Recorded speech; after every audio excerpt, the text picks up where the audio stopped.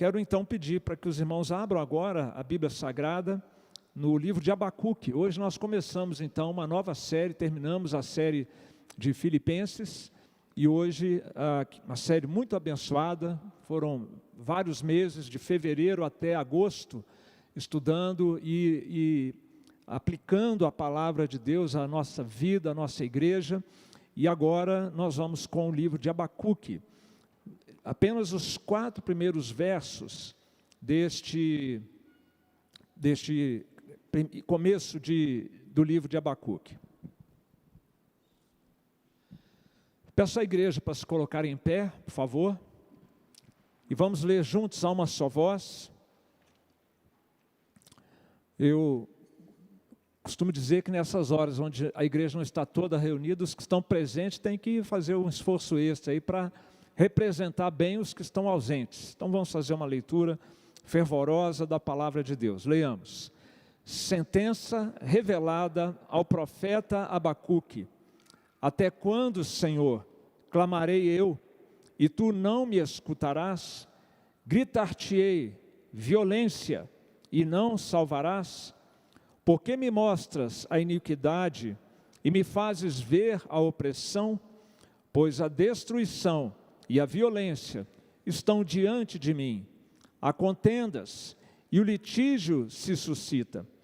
Por esta causa, a lei se afrouxa, e a justiça nunca se manifesta, porque o perverso cerca o justo, a justiça é torcida. Até aqui, meus irmãos, oremos.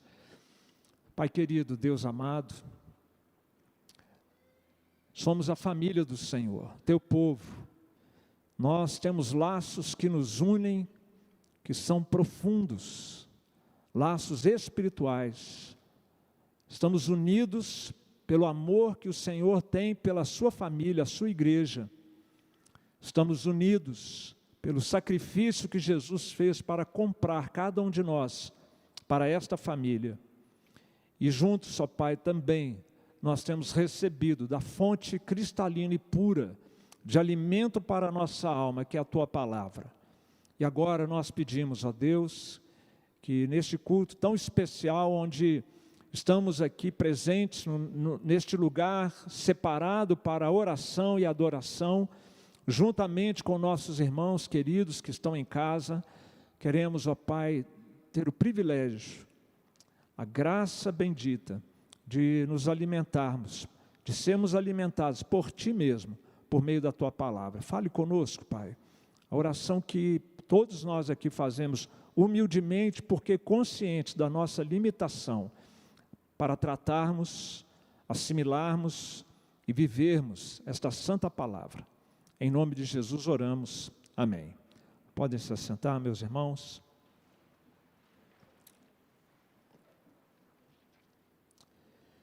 Queridos, eu estava lendo recentemente algumas notícias num aplicativo, e eu vou pedir inclusive perdão para os irmãos, Davi, se me arruma um inário, por favor, um desses aí do banco, por gentileza, se tiver, não tem, né? Tudo bem, eu vou pedir licença para os irmãos para cantar um hino. Não é isso não, gente, é só para segurar aqui meu iPad. Mas é para eu começar de uma maneira assim um pouco pesada, com algumas notícias pesadas que eu andei lendo recentemente. Às vezes é melhor a gente começar um sermão de uma forma mais alegre, mais convidativa, né? Mas vocês vão entender por que dessas más notícias. A primeira delas que eu li: a lei e a ordem viraram pó. A lei vem sendo torcida ao gosto das autoridades para favorecer seus interesses pessoais e dos grupos financeiros, políticos a eles ligados. Você também leu alguma matéria dessa recentemente? Eu imagino que sim, se você acompanha minimamente as notícias do nosso país. A justiça virou piada, esse era o título da outra matéria. Suspeitas pairam sobre magistrados da mais alta corte, porque suspeita-se de que estariam a serviço de poderosos dos seus grupos políticos e econômicos. Tem uma outra que eu vi também muito mais assustadora. Ela, curiosamente, era assim: socorro, polícia, A violência cresce, está solta no nosso país. Um grande pregador no cenário internacional escreveu uma análise intitulada Inversão de Valores. O mal agora é bom e o bom agora é mal. Ai de quem quiser ser honesto e íntegro nos nossos dias. E uma última que está muito evidente, né? Grande crise afeta todos os países. A economia mundial está sofrendo um grande baque, porque há um grande inimigo comum a todas as nações, um verdadeiro clima de guerra e de apreensão. Não se fala em outra coisa nos últimos tempos. Alguma coisa dessas que eu mencionei é estranho para vocês? Você leu recentemente alguma coisa a esse respeito? Você acabou de ler comigo 4 versículos que diziam exatamente essas coisas, apenas em outras palavras. A realidade que eu descrevi aqui, na verdade eu li num aplicativo chamado Bíblia Sagrada Online.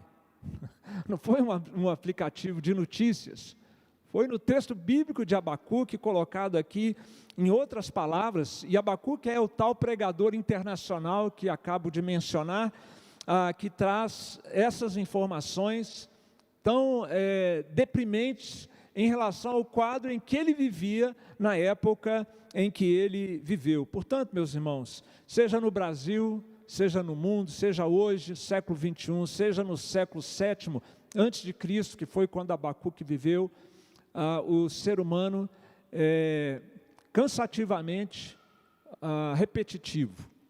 As coisas acabam acontecendo do mesmo jeito.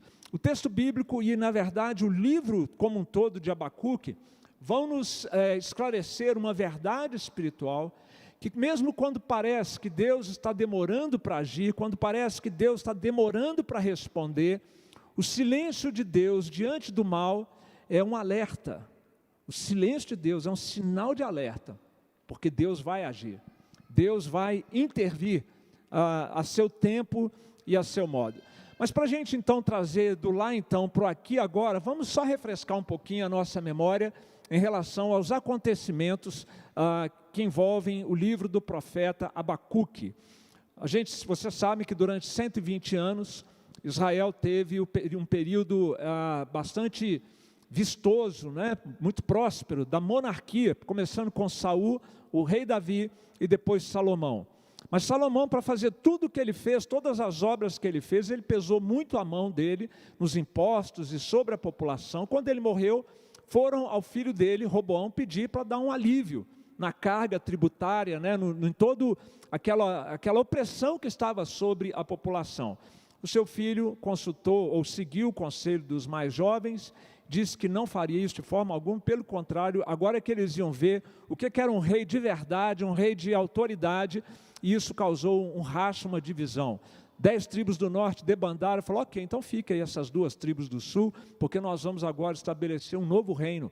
E ficou conhecido como o Reino do Norte, 10 tribos de Israel mais ao norte, e 2 tribos ao sul permaneceram com a dinastia de Davi, Salomão, Roboão, e por aí sucessivamente, com as 2 tribos de Judá e Benjamim.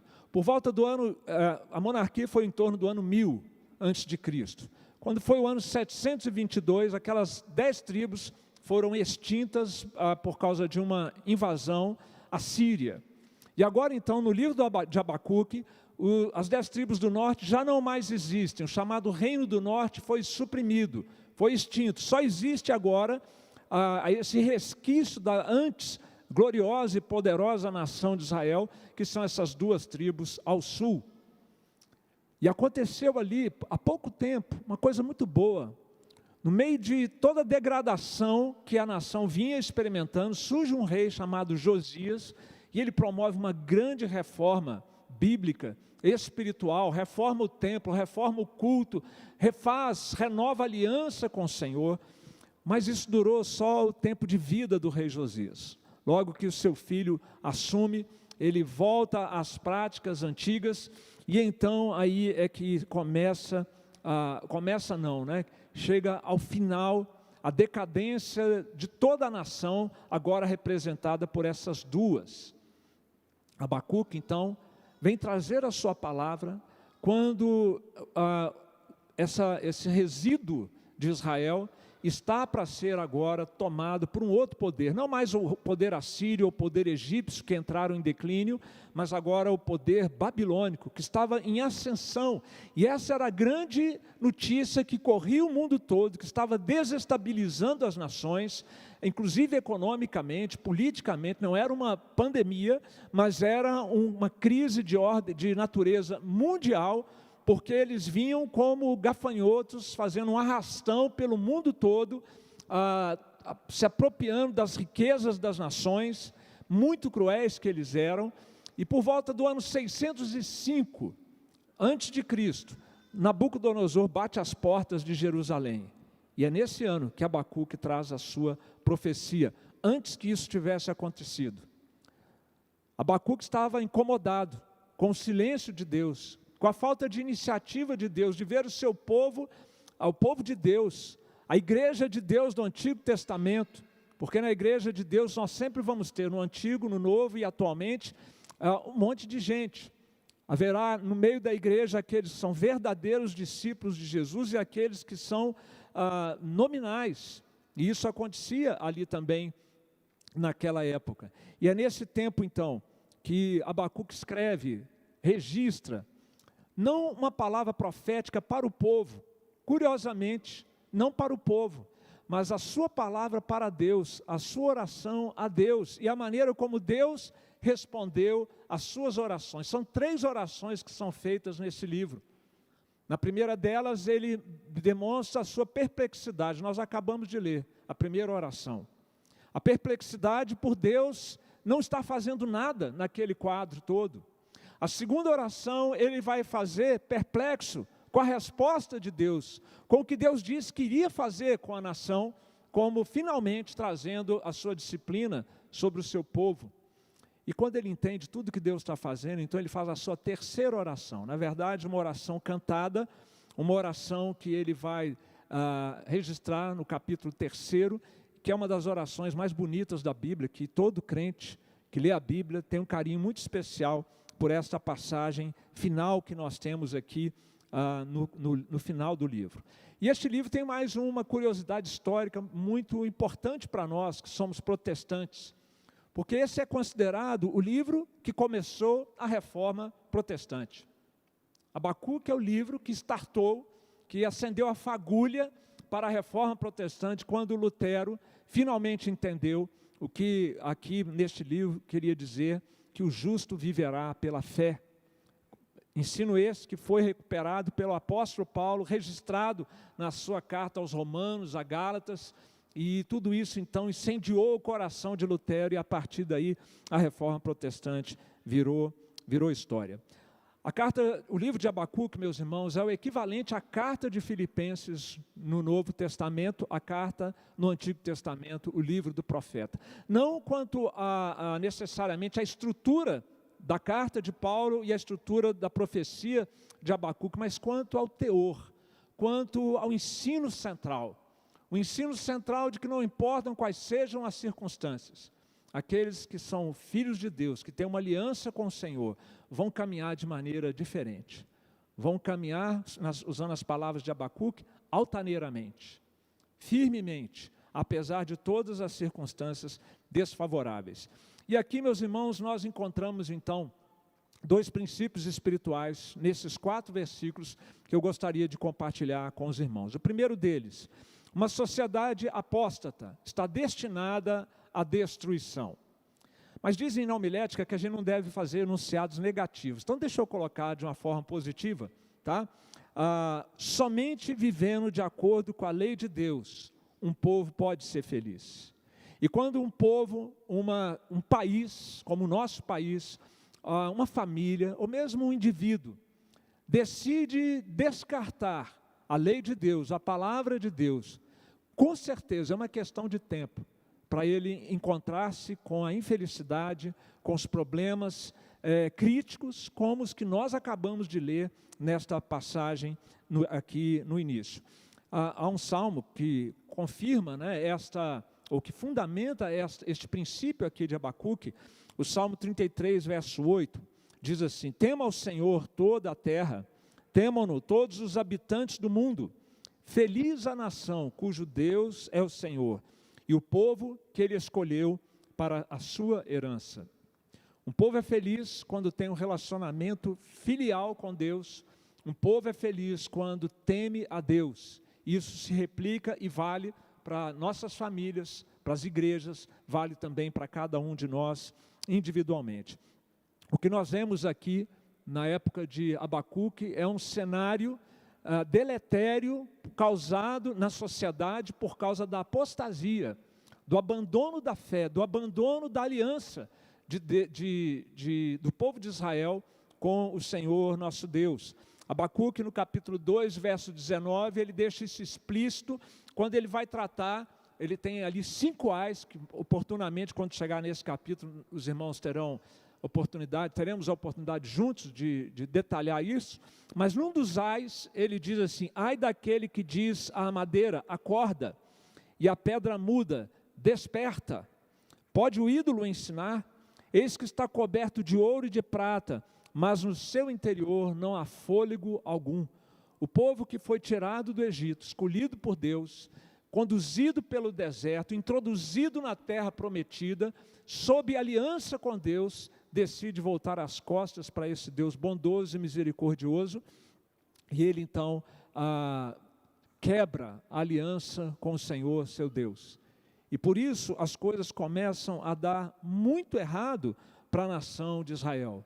Violência, contendas, litígios, tribunais, sentenças compradas e vendidas, interesses pessoais ou de grupos acima do bem comum, a retidão mal vista, satirizada, ironizada, aqueles que queriam andar de maneira reta, eles eram os errados ali em Israel. As leis eram leis lenientes, eram leis tendenciosas, leis casuísticas para atender interesses. Como nós nos identificamos com essa realidade? Independente do governante da hora ou da ocasião, o nosso país tem sido repetitivo nesses maus hábitos, e a razão é exatamente por causa desta que nós vemos aqui em Israel. Uma terra sem lei, sem a lei de Deus, é uma terra em crise. Uma terra que desvaloriza a herança judaico-cristã que está na Bíblia Sagrada e que foi o fundamento, o alicerce da sociedade ocidental, e agora de repente o nosso mundo e o nosso país diz que nós não precisamos mais disso. Nós não precisamos da Bíblia para seguir o que a Bíblia fala sobre casamento. Nós não precisamos mais da Bíblia para seguir o que ela nos ensina sobre filhos, maternidade. Nós não precisamos mais da Bíblia Sagrada para que ela nos instrua sobre a complementariedade dos sexos, porque hoje em dia o que está em voga é ideologia de gêneros, e assim por diante. A palavra de Deus vai sendo descartada, abandonada, não dá para esperar que outra coisa aconteça, senão o caos que nós estamos vivenciando. E que hora ruim para a gente ver esse caos nas autoridades, nas leis, a desonestidade dos poderes, dos governantes. Estamos vendo aí toda hora alguém sendo preso, numa hora em que a liderança, os governos tinham que se solidarizar, se unir pelo nosso bem, o bem da população, das nações de modo geral, e esse mau costume já vem de longa data, e numa hora crítica como essa, isso resulta em muitos prejuízos para todos nós. Líderes insensatos são uma maldição para os povos. Era assim no tempo de Abacuque, é assim nos nossos dias também. Quando uma liderança se corrompe, o povo geme, e nós gememos sob o peso da injustiça, da corrupção, da desonestidade, do egoísmo das nossas lideranças e dos nossos governantes. E quando tudo parece perdido, quando Abacuque já não sabia mais o que fazer, já não tinha mais forças para orar, ele reclama com Deus: Senhor, até quando? Até quando, Senhor, clamarei eu e tu não me escutarás? Gritar-te-ei violência e não salvarás. Talvez você tenha tido esse sentimento ao longo dos últimos anos, décadas no nosso país. Você orou, oramos todos nós, oração verde e amarela, aqui insistentemente durante anos, pedindo a Deus que o nosso país pudesse melhorar, que nós pudéssemos ter mais justiça, que nós pudéssemos ter mais honestidade no nosso país. E vai indo, a gente vai cansando. Senhor, até quando isso vai continuar assim? Até quando, Senhor? E quando tudo então parecia perdido, o mal parecia estar triunfando, o profeta confuso, o profeta desnorteado, perplexo, sem respostas de Deus, parece que Deus não ouve, parece que Deus não intervém, parece que Deus não virá em nosso socorro, parece que Deus não se interessa com a nossa situação, parece que Deus não quer ajudar o seu próprio povo. Mas chegou a hora então do Senhor estar agindo, do Senhor estar intervindo. Mas ainda cabe aqui uma pergunta: como que um povo como Israel chegou ao ponto que chegou? Olha o texto de Êxodo, quando a nação está sendo tirada do útero do Egito, e agora ela vai ser desenvolvida no deserto para conquistar a terra prometida. Moisés diz assim para o Senhor: pois como se há de saber que achamos graças aos teus olhos, Senhor, eu e o teu povo? Não é porventura em andares conosco, de maneira que somos separados, eu e o teu povo, de todos os povos da terra? E eles então saíram dali com a promessa de Deus, a palavra de Deus empenhada, de que Deus andaria com eles, de que o Senhor estaria ao lado deles. E como foi possível que toda essa situação caótica estivesse acontecendo na época de Abacuque? A resposta é uma só: apostasia. A apostasia. A fé não é um departamento da nossa vida, ela é o coração, é o core da nossa vida, da nossa existência. Se nós estivermos alinhados em aliança com Deus, em fidelidade à sua palavra, as outras áreas da nossa vida se encaixam harmonicamente debaixo da bênção de Deus. Mas quando nós nos rebelamos, nos afastamos desse Deus, por quaisquer motivos que sejam, nós podemos saber que haverá a disciplina de Deus, a correção de Deus para o seu povo e o juízo de Deus para as nações. Meus queridos, é muito difícil entender o silêncio de Deus nessas horas críticas que o mundo atravessa, que o país atravessa, como estava sendo crítico para Abacuque aqui no começo do seu livro, como é difícil a gente entender o silêncio de Deus nos assuntos humanos, como é difícil lidar com a demora de Deus. Isso de fato não é algo fácil da gente experimentar. Mas se você olhar em Apocalipse capítulo 8, houve meia hora de silêncio no céu, antes que se abrissem os 7 selos. Os 7 selos da ira e do juízo de Deus sobre as nações. E aqui então nós temos um padrão divino. Deus não age imediatamente para corrigir os desvios, a rebelião contra a sua lei, contra a sua palavra. Ele espera o tempo, ele tem seus propósitos, ele tem seus planos. Mas o silêncio de Deus é um alerta para a sua intervenção iminente. Por último, meus irmãos, um segundo princípio que queremos compartilhar é que a palavra de Deus é um farol nas crises que nós atravessamos como seu povo. Foi nessa hora de trevas, nessa hora de incertezas, de dúvidas, que o livro começa dizendo: sentença revelada ao profeta Abacuque. A palavra sentença, na língua hebraica, ela também pode ser traduzida como peso. A ideia é de uma sentença pesada, uma palavra difícil, uma palavra dura, que o profeta teria que agora compreender o que Deus estava fazendo, compreender a sentença de Deus para aquela situação. A Nova Versão Internacional traduz a expressão sentença como advertência de Deus. E ela é revelada ao profeta. Deus fala com o profeta.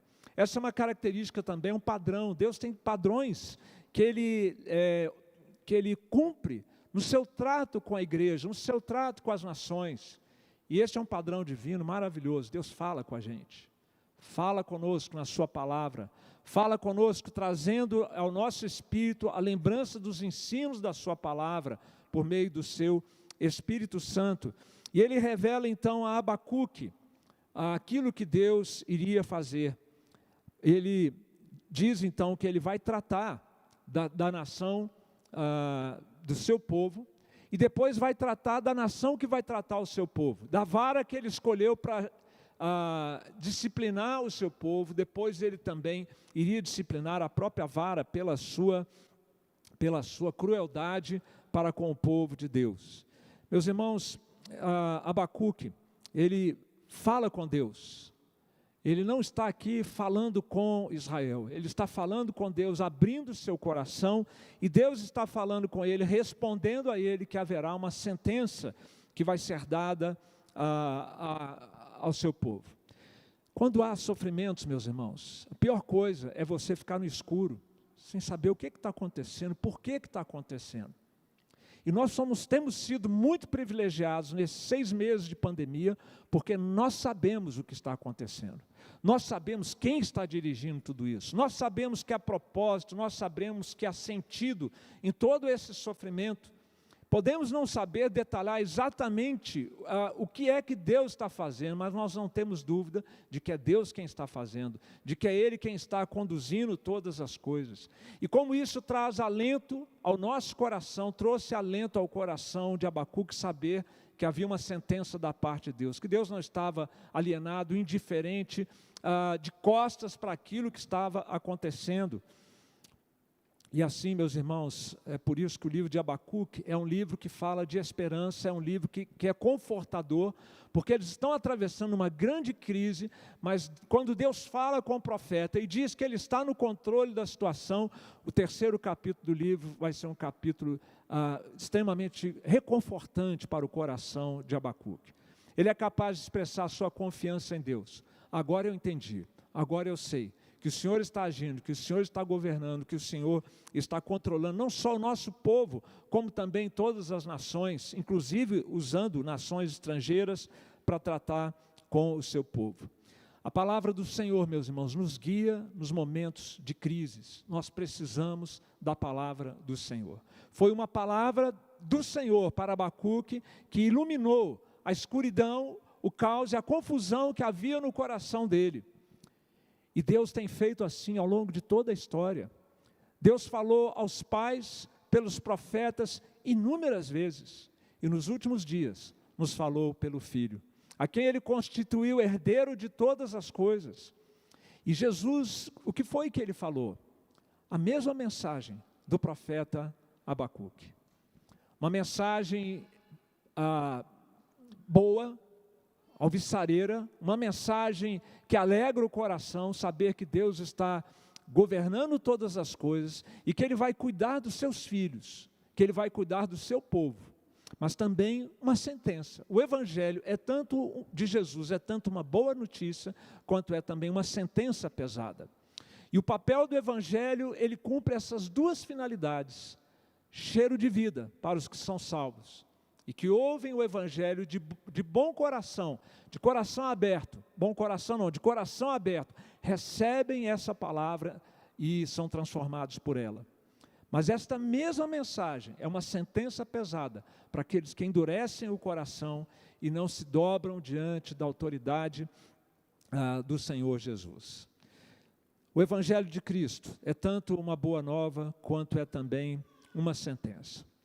Meus irmãos, concluindo, diante do cenário que nós estamos vivendo, uma crise mundial instalada, uma nação como a nossa, onde nós verificamos as mesmas mazelas, injustiças, corrupção do tempo de Abacuque. Em primeiro lugar, não tome parte nessa corrupção. Se você é um crente, se você é um discípulo de Jesus Cristo, se você tem a palavra de Deus e a conhece, permita que ela guarde o seu coração. Como poderá guardar puro, jovem, o seu coração, o seu caminho, observando segundo a sua palavra? É por isso que muita gente se deu mal nesses esquemas todos de corrupção, porque eles não tinham a palavra de Deus para norteá-los, para trabalhar a sua consciência. Não, isso aqui não agrada a Deus.